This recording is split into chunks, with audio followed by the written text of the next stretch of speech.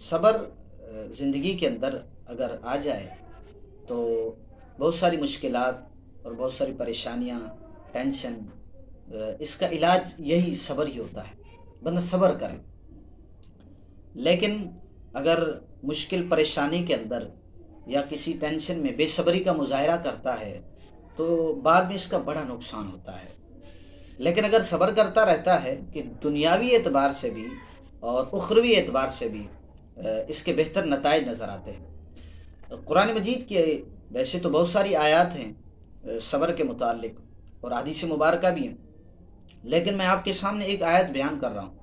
اس آیت کے اندر اتنا لطف ہے کہ میں کہتا ہوں اگر بندے کا اللہ تبارک و تعالیٰ کی ذات پر یقین اور توکل اور ایمان ہے نا، اس آیت کو جب بھی آپ تصور کریں گے، اس آیت کو جب بھی آپ ذہن میں رکھیں گے اور یاد کریں گے اور اس کا مفہوم کو سمجھیں گے تو انشاءاللہ آپ کو جو مشکل اور پریشانی اور ٹینشن ہے بہت کم ہو جائے گی۔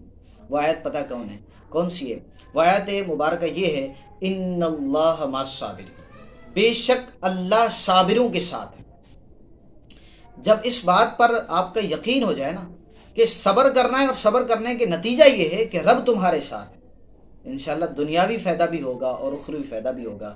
اللہ تعالیٰ سے دعا ہے ہمیں صبر کے متعلق مزید قرآن اور حدیث کی آیات کو سمجھنے اور اس پر عمل کرنے کی توفیق عطا فرمائے۔